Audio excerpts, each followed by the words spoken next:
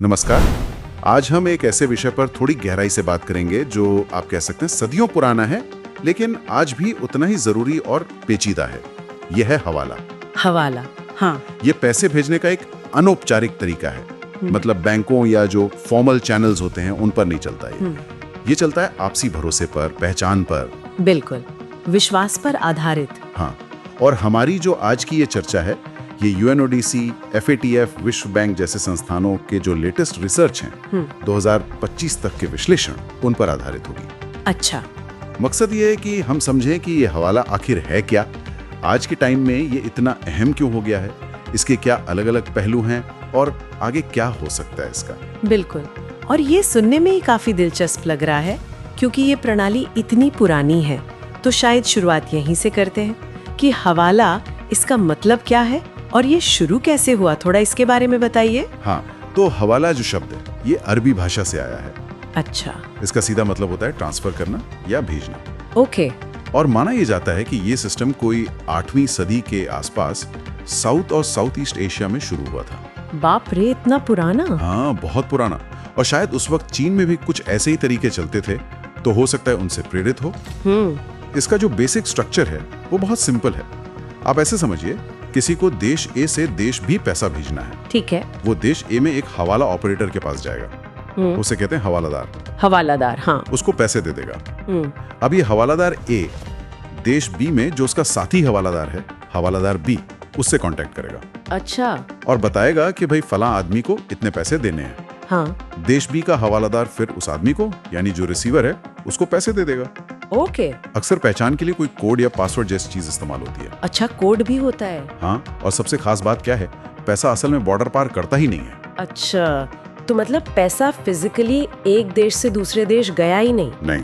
और ये सब सिर्फ भरोसे पर चलता है, मतलब कोई लिखा पढ़ी, कोई कॉन्ट्रैक्ट वगैरह नहीं। बिल्कुल सही पकड़ा आपने, यही इसकी सबसे अनोखी बात है। ये पूरा का पूरा सिस्टम किसी लीगल कागजात या कॉन्ट्रैक्ट पर नहीं टिका है। ये टिका है हवालादारों के आपसी भरोसे और उनकी जो मार्केट में साख है, रेपुटेशन है, उस पर। कमाल है। इसीलिए इसमें कागजी कार्रवाई या तो बहुत कम होती है या बिल्कुल नहीं होती। अच्छा। और ज्यादातर ये जो हवालादार होते हैं, इनका अपना कोई और बिजनेस भी होता है। जैसे किराने की दुकान हो गई, ट्रैवल एजेंसी चला रहे हैं या सोने चांदी का काम करते हैं। तो इससे क्या होता है, उनके हवाला वाले काम को एक तरह का कवर मिल जाता है। समझ गई, पर्दा रहता है। हाँ, और दुनिया भर में इसके अलग अलग नाम भी हैं। जैसे भारत में इसे हुंडी भी कह देते हैं। हाँ, हुंडी सुना है। हांगकांग में हुई क्वान, फिलीपींस में पडाला। अच्छा, अलग अलग नाम है। हाँ, और इतिहास देखें तो जब भी कहीं कोई पॉलिटिकल उथल पुथल हुई है या बैंकिंग सिस्टम फेल हुआ है, तब ये हवाला नेटवर्क लोगों के लिए एक बहुत जरूरी सहारा बना है। ये बात तो है, मतलब अगर इतने सालों बाद भी ये सिस्टम चल रहा है तो जरूर इसकी कोई ना कोई बड़ी वजह होगी। आज के दौर में 2025 में ये इतना महत्वपूर्ण क्यों बना हुआ है? हाँ, इसके कारण कई हैं और हाल की जो घटनाएं हुई हैं उन्होंने इसे और भी ज्यादा सामने ला दिया है। एक तो बड़ा कारण है दुनिया भर में जो तनाव बढ़ रहा है, जियोपॉलिटिकल टेंशन, जैसे रूस यूक्रेन का संघर्ष। हाँ, बिल्कुल। इसने हमें दिखाया कि कैसे जब देशों के बीच टेंशन बढ़ती है तो पैसे भेजने के जो सरकारी या फॉर्मल रास्ते हैं वो बंद हो सकते हैं। सही बात है। ऐसे में लोग फिर क्या करते हैं, अनौपचारिक तरीकों का सहारा लेते हैं, जैसे हवाला। जरूरत बन जाता है। हाँ, दूसरा पहलू है इसका आपराधिक इस्तेमाल। यूरोपोल की जो लेटेस्ट रिपोर्ट है, EU SOCTA 2025, ये यूरोप में जो ऑर्गेनाइज्ड क्राइम है उस पर नजर रखती है। वो हवाला को एक, क्या कहते हैं, पैरेलल क्रिमिनल फाइनेंशियल अंडरवर्ल्ड का हिस्सा बताती है। बाप रे। मतलब इसका इस्तेमाल मनी लॉन्ड्रिंग में होता है, काला धन सफेद करने में। अच्छा। अपराधी अक्सर उन देशों या इलाकों का फायदा उठाते हैं जहां नियम कानून थोड़े ढीले हैं, जहां पकड़ कमजोर है। तो इसका मतलब सरकारें और जो बड़ी अंतर्राष्ट्रीय संस्थाएं हैं वो इसे लेकर काफी चिंतित होंगी। हाँ, बहुत ज्यादा। यूरोपियन यूनियन ने तो हाल ही में एक नई अथॉरिटी बनाई है, AMLA, anti money laundering authority. अच्छा, नई बॉडी। हाँ, जो खास तौर पे हवाला जैसे जो अनौपचारिक तरीके हैं उन पे नजर रखेगी। उधर UAE जैसे देश हैं, संयुक्त अरब अमीरात, उन्होंने हवाला ऑपरेटर्स के लिए रजिस्ट्रेशन जरूरी कर दिया है। ओके। क्योंकि उन्हें लगता है कि अगर इसे रेगुलेट नहीं किया तो पूरे फाइनेंशियल सिस्टम को खतरा हो सकता है। सही है। भारत का भी यही मानना है कि हवाला के जरिए आतंकवाद के लिए पैसा भेजा जा सकता है और इसे एक बड़ा रिस्क माना जाता है। लेकिन क्या आम लोग भी इसका इस्तेमाल करते हैं?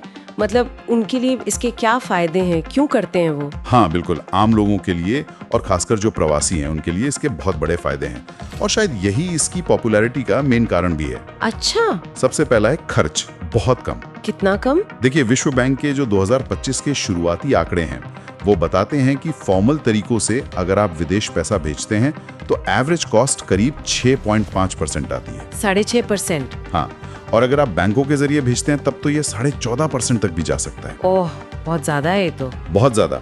वहीं हवाला में आमतौर पर सिर्फ 0 से 2% का कमीशन लगता है। सिर्फ 0 से 2%? हाँ, और कई बार तो एक्सचेंज रेट भी बेहतर मिल जाता है। अच्छा, तो सोचिए, जो लोग लेटगढ़ ये छोटी छोटी रकम घर भेजते हैं उनके लिए ये कितनी बड़ी बचत है। हाँ बिल्कुल, बहुत फर्क पड़ता होगा। दूसरा कारण है रफ्तार और सहूलियत, स्पीड। हाँ, हवाला से पैसा मिनटों में या कुछ घंटों में पहुंच जाता है, जबकि बैंकों में कई कई दिन लग जाते हैं। सही बात है। इसमें ज्यादा कागजात भी नहीं लगते। तीसरा, ये उन दूर दराज के इलाकों में भी काम करता है जहां शायद बैंक की ब्रांच हो ही ना। ये भी बड़ा पॉइंट है। पहुंच। हाँ बिल्कुल। और हाँ, एक मानवीय पहलू भी है जिसकी बात अक्सर होती है। वो क्या?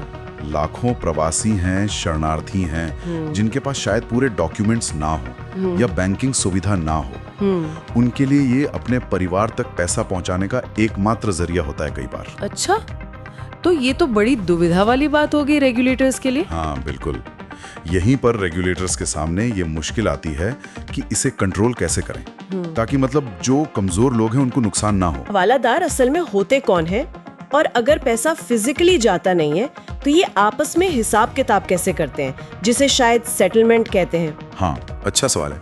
देखिए, हवालादार जो हैं वो इस पूरे नेटवर्क की रीढ़ की हड्डी की तरह है। ये अक्सर अपने इलाके के जाने माने कारोबारी होते हैं जो पैसे भेजने के अलावा दूसरी फाइनेंशियल सर्विसेज भी दे सकते हैं। अच्छा। UNODC, जो यूनाइटेड नेशंस का ड्रग्स और क्राइम ऑफिस है, उसने 2023 में एक स्टडी की थी। उसमें 113 हवालादारों से बात की गई। ओके। उनमें से 1/3 से ज्यादा की अपने ही देश में कई शाखाएं थी और आधे से ज्यादा के विदेशों में भी ऑफिस थे। अरे वाह, मतलब काफी फैला हुआ नेटवर्क है। बहुत फैला हुआ। अब रही बात सेटलमेंट की, यानी हिसाब बराबर करने की। हाँ, वो कैसे होता है? क्योंकि पैसा तो असल में भेजा नहीं गया। हाँ, तो हवालादार एक दूसरे का हिसाब लिख कर रखते हैं, जैसे कोई बही खाता होता है ना। हाँ, उसे बराबर करने के कई तरीके हैं। सबसे कॉमन तरीका है रिवर्स ट्रांजैक्शन। रिवर्स ट्रांजैक्शन वो क्या होता है? मतलब अगर देश ए से देश बी पैसा गया है तो कुछ टाइम बाद देश बी से देश ए भी तो पैसा आएगा। अच्छा, तो उससे बैलेंस हो जाता है। हाँ, उससे हिसाब अपने आप बराबर हो जाता है। स्मार्ट। इसके अलावा वे बैंक ट्रांसफर भी यूज करते हैं। कैश कोरियर के जरिए नकदी भेजकर भी हिसाब करते हैं, या फिर माल के जरिए। माल जैसे सोना हो गया, इलेक्ट्रॉनिक्स का सामान हो गया, या कोई और सर्विस हो गई, उसके व्यापार के जरिए भी हिसाब चुकता करते हैं। अच्छा, मतलब काफी लचीलापन है इसमें। हाँ, ये फ्लेक्सिबिलिटी फॉर्मल सिस्टम में मिलना मुश्किल है। और ये कमीशन कितना लेते हैं? क्या ये फिक्स होता है या बदलता रहता है? कमीशन आमतौर पर जो रकम भेजी जा रही है उसका करीब 0.5% से 7% तक हो सकता है। 0.5 से 7%। ओके। ये डिपेंड करता है कि पैसा कहाँ भेजा जा रहा है, कितनी रकम है और भेजने वाला कितना रेगुलर कस्टमर है। अच्छा, रेगुलर कस्टमर को डिस्काउंट भी मिलता होगा? हाँ बिल्कुल, पुराने ग्राहकों को अक्सर छूट भी मिलती है। और जैसा हमने पहले बात की, ये फॉर्मल चैनलों, खासकर बैंकों, जिनका एवरेज 14.5% तक जा सकता है, उनसे तो काफी कम है। हाँ, काफी कम है। FATF जो है, फाइनेंशियल एक्शन टास्क फोर्स, हाँ, जो मनी लॉन्ड्रिंग वगैरह देखती है। एग्जैक्टली, वो हवाला जैसी प्रणालियों को IVTS कहती है, informal value transfer system. IVTS? Okay. यानी ऐसी व्यवस्था जो बैंकों के नेटवर्क के बिना पैसा ट्रांसफर करती है। अच्छा, क्या ऐसे कोई तरीके हैं जिनसे मतलब जो गैर कानूनी हवाला लेन देन होते हैं उनकी पहचान की जा सके? रेगुलेटर्स किन चीजों पर ध्यान देते हैं? कुछ रेड फ्लैग्स होते हैं क्या? हाँ, कुछ रेड फ्लैग्स या कह लीजिए जोखिम के संकेत होते हैं। जैसे एक होता है स्ट्रक्चरिंग। हाँ, मतलब जानबूझकर बड़ी रकम को छोटी छोटी किस्तों में तोड़ देना। अच्छा, ताकि नजर में ना आए। बिल्कुल, हाँ, ताकि जांच एजेंसियों की नजर से बच सकें। फिर कम टाइम में बार बार पैसा जमा करना या निकालना, किसी तीसरे आदमी द्वारा पेमेंट करना, मतलब पैसा भेज कोई और रहा है और जिसके अकाउंट से जा रहा है वो कोई और है। ओके। और ऐसे बिजनेस जिनके पास बहुत ज्यादा कैश आता जाता है, जैसे कुछ रिटेल दुकानें या रेस्टोरेंट, उनके साथ पैसों का मिल जाना। कुछ शहर हैं जो हवाला के बड़े हब माने जाते हैं, जैसे Dubai, Karachi, Delhi, London, Toronto. अच्छा, ये बड़े सेंटर्स हैं। हाँ, और एक और जरूरी बात है कस्टमर ड्यू डिलिजेंस, मतलब ग्राहक की जांच पड़ताल। हाँ, केवाईसी जैसा कुछ। हाँ, कुछ वैसा ही। इसमें लाइसेंस वाले और बिना लाइसेंस वाले ऑपरेटर्स में बड़ा फर्क देखा गया है। क्या फर्क? वो जो UNODC की स्टडी थी ना, हाँ, उसमें पाया गया कि सर्वे किए गए 113 हवालादारों में से 63 ने माना कि वो गैर कानूनी लेन देन रोकने के लिए कोई खास कदम नहीं उठाते। अरे, और 67 ने तो ये कहा कि उन्होंने कभी पैसे के सोर्स पर शक होने पर भी लेन देन करने से मना नहीं किया। ये तो चिंता की बात है। जाहिर है इतने सारे पहलू हैं इसके, तो इसे लेकर लोगों के विचार भी बहुत अलग अलग होंगे। क्या मुख्य मतभेद या विवाद है इस सिस्टम को लेकर? बिल्कुल, इस पर कई अलग अलग नजरिए हैं और काफी बहस होती है। एक तरफ है वित्तीय समावेशन का नजरिया, अच्छा, यानी फाइनेंशियल इंक्लूजन। अच्छा, इसे मानते हैं विकास अर्थशास्त्री और जो मानवीय संगठन हैं। उनका कहना है कि भाई हवाला उन लोगों के लिए बहुत जरूरी है जिन तक बैंकिंग सेवाएं नहीं पहुंच पाती। हाँ, जैसे संघर्ष वाले इलाके। बिल्कुल, खासकर लड़ाई या संघर्ष वाले इलाकों में, जैसे अफगानिस्तान, सोमालिया।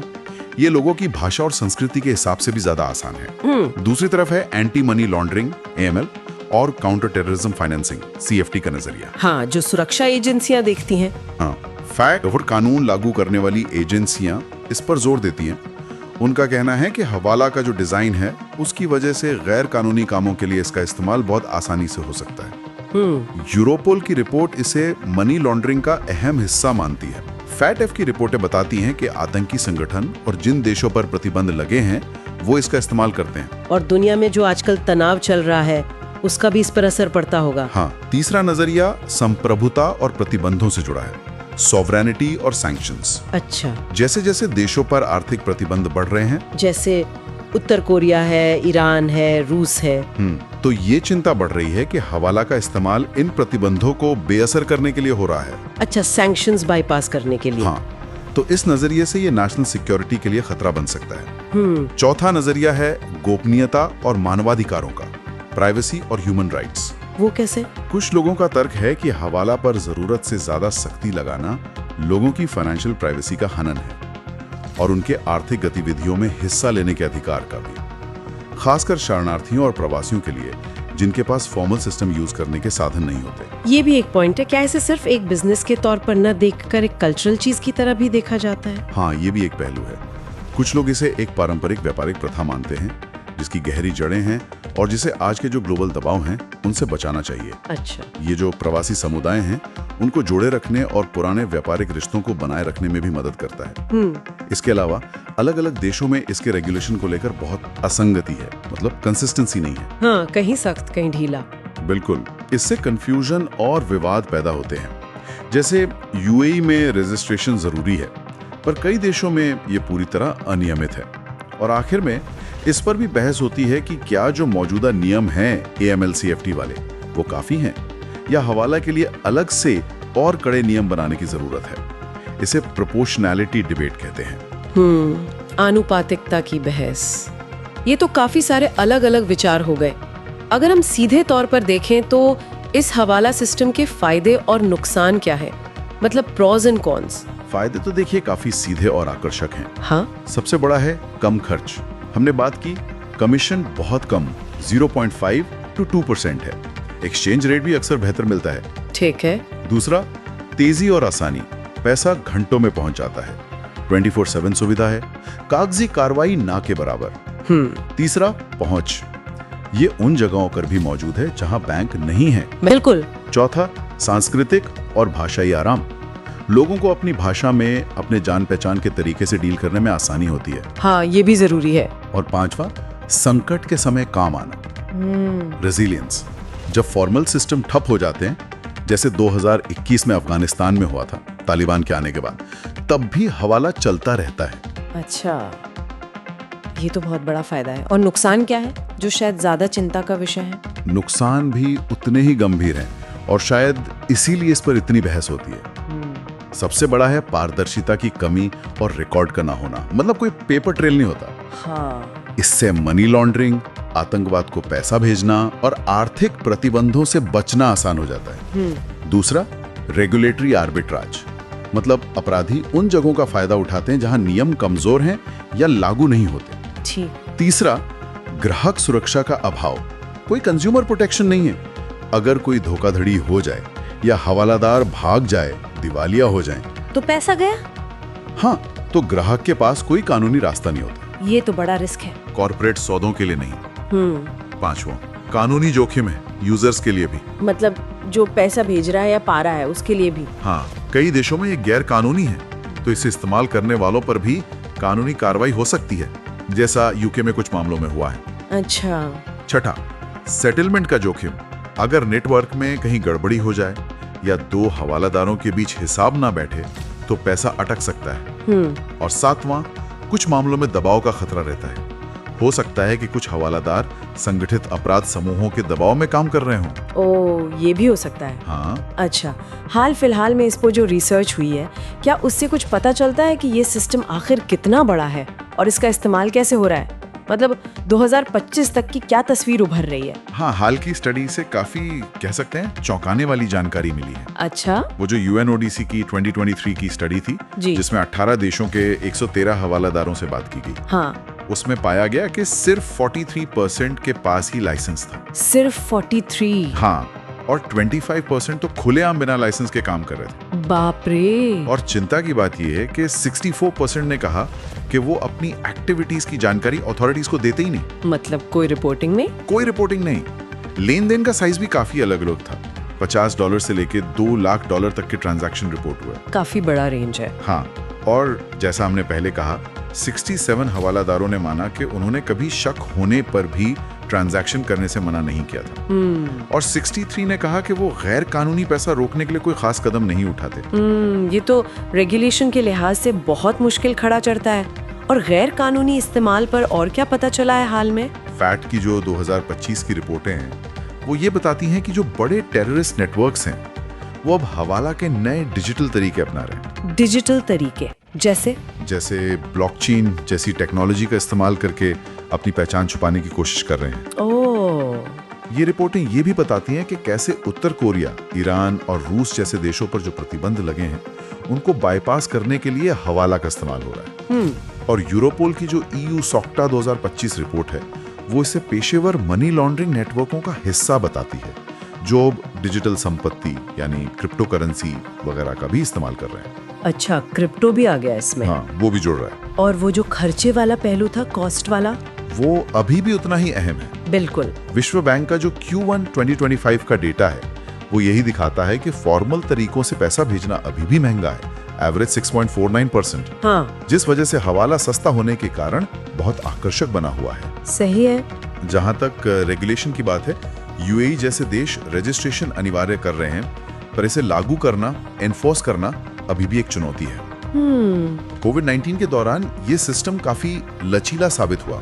मतलब शुरू में थोड़ी गिरावट आई थी, पर ये जल्दी ही संभल गया। अच्छा, रेजिलिएंट है। हाँ, और एक दिलचस्प बात यह है कि टेक्नोलॉजी अपनाने के मामले में जो पारंपरिक हवाला नेटवर्क हैं, उनमें क्रिप्टो का इस्तेमाल अभी बहुत लिमिटेड है। UNODC स्टडी में सिर्फ 4% ने कहा कि वो क्रिप्टो यूज करते हैं। सिर्फ 4%? मतलब ज्यादातर अभी भी पुराने तरीकों पर ही हैं। हाँ, पारंपरिक तरीके ही हावी हैं अभी। ये तो हुई थ्योरी और आंकड़ों की बात। असल दुनिया में, रियल वर्ल्ड में हवाला का इस्तेमाल कैसे होता है? मतलब अच्छे और बुरे दोनों तरह के उदाहरण क्या हैं? हाँ, इसके इस्तेमाल बहुत विविध हैं। सबसे बड़ा और शायद सबसे ज्यादा वैध इस्तेमाल है प्रवासी कामगारों द्वारा घर पैसा भेजना, रेमिटेंसेस। हाँ, ये तो बताया। लाखों लोग, खासकर दक्षिण एशिया, अफ्रीका और मिडिल ईस्ट से अपने परिवारों को पैसा भेजने के लिए इस पर निर्भर हैं। ये अक्सर उन परिवारों की रोजमर्रा की जरूरतों को पूरा करने का मुख्य जरिया होता है। बिल्कुल, लाइफलाइन एक तरह से। हाँ। दूसरा, संकट और लड़ाई वाले इलाकों में, अफगानिस्तान, सोमालिया, सीरिया जैसी जगहों पर जहां सरकारी ढांचा कमजोर है या है ही नहीं, ये लोगों तक पैसा पहुंचाने का एक बहुत जरूरी जरिया है। तीसरा, छोटे बिजनेस के लिए फाइनेंस। कई छोटे व्यापारी इसे अपने व्यापार के लिए पैसा जुटाने या लेन देन के लिए इस्तेमाल करते हैं, खासकर उन जगहों पर जहां बैंकों से लोन मिलना मुश्किल होता है। अच्छा, बिजनेस फाइनेंसिंग में भी। हाँ। और इसके गलत या विवादास्पद इस्तेमाल कौन से हैं जिनका डर रहता है? वो भी कई हैं और काफी गंभीर हैं। जैसे मानव तस्करी में पैसों के लेन देन के लिए इसका इस्तेमाल होता है। नशीले पदार्थों की तस्करी, खासकर अफगानिस्तान में जो अफीम का व्यापार है, उससे होने वाली कमाई को ठिकाने लगाने और पेमेंट करने में इसका बड़ा रोल माना जाता है। आतंकवादी संगठन जैसे अल शबाब और हमास, इनके द्वारा फंडिंग के लिए इस्तेमाल करने के सबूत मिले हैं। ठीक है। आर्थिक प्रतिबंधों से बचने के लिए उत्तर कोरिया, ईरान और रूस से जुड़े मामलों में इसका इस्तेमाल पाया गया है। टैक्स चोरी के लिए भी लोग अपनी जो अघोषित आय है, ब्लैक मनी, उसको इधर उधर करने के लिए इसका सहारा लेते हैं। अच्छा। कभी कभी मानवीय सहायता संगठन भी मजबूरी में इसका इस्तेमाल करते हैं जब कोई और रास्ता नहीं होता, जो एक नैतिक सवाल खड़ा करता है। हाँ, ये तो मुश्किल स्थिति है। और रियल एस्टेट खरीदने में भी इसका इस्तेमाल होता है, प्रॉपर्टी खरीदने में, ताकि पैसे का असली सोर्स छुपाया जा सके। बाप रे, मतलब इस्तेमाल बहुत फैला हुआ है, अच्छे और बुरे दोनों कामों में। हाँ बिल्कुल। तो आगे क्या लगता है भविष्य में इस हवाला सिस्टम का क्या होगा? क्या मुख्य चुनौतियां हैं और क्या बदलाव देखने को मिल सकते हैं आगे चलकर? देखिए, भविष्य कई चीजों पर निर्भर करेगा। एक बड़ा फैक्टर है डिजिटलीकरण। हाँ, टेक्नोलॉजी। हालांकि हमने कहा कि पारंपरिक नेटवर्क में क्रिप्टो का इस्तेमाल कम है, लेकिन FATF कह रहा है कि अपराधी अब ब्लॉकचेन और दूसरी डिजिटल तकनीकों का इस्तेमाल कर रहे हैं। आर्टिफिशियल इंटेलिजेंस AI का इस्तेमाल भी बढ़ सकता है। अपराधी बचने के लिए यूज कर सकते हैं और रेगुलेटर्स पकड़ने के लिए। अच्छा, दोनों तरफ से। हाँ। दूसरा है रेगुलेशन में तालमेल, regulatory harmonisation. European union AMLA जैसी कोशिशें कर रहा है, लेकिन अलग अलग देशों के कानूनों में अंतर बना रहेगा, जिसका फायदा अपराधी उठा सकते हैं। तीसरा, central bank digital currency, CBDCs। हाँ, डिजिटल रुपया जैसे। हाँ, जैसे रिजर्व बैंक अपना डिजिटल रुपया जारी करे। ये शायद एक फॉर्मल विकल्प बन सकती हैं, लेकिन उन्हें हवाला जितनी आसान पहुंच और सुविधा देनी होगी, जो एक बड़ी चुनौती है। सही बात है। क्या अगर फॉर्मल तरीके सस्ते और आसान हो जाएं, तो हवाला का इस्तेमाल कम हो सकता है? मतलब अगर बैंक सस्ते हो जाएं? हाँ, ये बिल्कुल संभव है। अगर वित्तीय समावेशन की कोशिशें कामयाब होती हैं और फॉर्मल तरीकों से पैसा भेजना सस्ता होता है। विश्व बैंक का लक्ष्य तो 2030 तक इसे 3% पर लाना है, पर अभी प्रगति बहुत धीमी है। तो शायद लोग वैध कामों के लिए हवाला का इस्तेमाल कम कर दें। हाँ, जरूरत कम हो जाएगी। दूसरी तरफ कानून लागू करने की क्षमता अगर बेहतर होती है, टेक्नोलॉजी और अंतर्राष्ट्रीय सहयोग बढ़ता है, तो हवाला चलाना ज्यादा जोखिम भरा हो सकता है। लेकिन दुनिया में जो बढ़ते भू राजनीतिक तनाव हैं और प्रतिबंध हैं, वो इसकी मांग को बढ़ा भी सकते हैं। अच्छा, मतलब डिमांड बढ़ सकती है। हाँ। और वो मानवीय पहलू जिसका हमने जिक्र किया था, जो लाखों लोग इस पर निर्भर हैं। हाँ, वो मानवीय जरूरतें हमेशा एक चुनौती रहेंगी। उन लाखों लोगों की जरूरतें और सुरक्षा चिंताओं के बीच संतुलन बनाना बहुत मुश्किल होगा। हो सकता है टेक्नोलॉजी आधारित अनुपालन, मतलब टेक्नोलॉजी इनेबल्ड कंप्लायंस, जैसे ब्लॉकचेन या डिजिटल पहचान, इनसे कुछ मदद मिले एक बैलेंस बनाने में, शायद। लेकिन साथ ही अपराधी भी लगातार नए तरीके निकालते रहेंगे। उनके नेटवर्क और ज्यादा जटिल और ज्यादा सोफिस्टिकेटेड हो सकते हैं। आखिर में रेगुलेशन की कॉस्ट बढ़ने से बाजार में बड़े ऑपरेटरों का दबदबा बढ़ सकता है, और जो छोटे पारंपरिक हवालादार हैं, वो शायद इस कंपटीशन से बाहर हो जाएं। तो कुल मिलाकर देखें तो हवाला एक तरह का विरोधाभास है, एक पैराडॉक्स। हाँ, बिल्कुल। एक सदियों पुरानी व्यवस्था जो आज की जरूरतें भी पूरी करती है, लेकिन अपने साथ बड़े जोखिम भी लाती है। सही। निशाना बनाती है। हाँ। इसे लेकर नियम कानून भी हर जगह एक जैसे नहीं है, बड़े असंगत हैं। भविष्य इस बात पर निर्भर करेगा कि टेक्नोलॉजी, राजनीति और रेगुलेशन किस दिशा में जाते हैं। ये तो साफ है कि सिर्फ इस पर बैन लगा देना या पूरी तरह बंद कर देना शायद न तो मुमकिन है, न ही सही तरीका है। शायद एक ज्यादा संतुलित, एक बैलेंस्ड, रिस्क बेस्ड नजरिए की जरूरत है, जो इसके वैध इस्तेमाल को, जरूरत वाले इस्तेमाल को बचाए रखते हुए इसके खतरों को कम करे। बिल्कुल। और कहीं न कहीं हवाला का चलते रहना ये भी दिखाता है कि हमारी जो फॉर्मल फाइनेंशियल प्रणालियां हैं, वो अभी भी हर किसी तक, हर कोने तक प्रभावी ढंग से पहुंचने में नाकाम रही हैं। शायद उनमें कुछ कमी है। ये वाकई सोचने पे मजबूर करता है। क्या भविष्य में टेक्नोलॉजी, जैसे आपने कहा CBDCs या फिर ब्लॉकचेन पर आधारित कोई ऐसा सिस्टम, क्या वो इस संतुलन को साधने में मदद कर पाएगी? मतलब इस पुरानी व्यवस्था के फायदों को बनाए रखते हुए इसके अंधेरे पक्ष को काबू में करना, या फिर ये हमेशा फॉर्मल पहुंच और अनौपचारिक जरूरत के बीच एक खींचतान, एक रस्साकशी बनी रहेगी? ये एक ऐसा सवाल है जिस पर शायद आगे भी सोचने और बात करने की जरूरत है।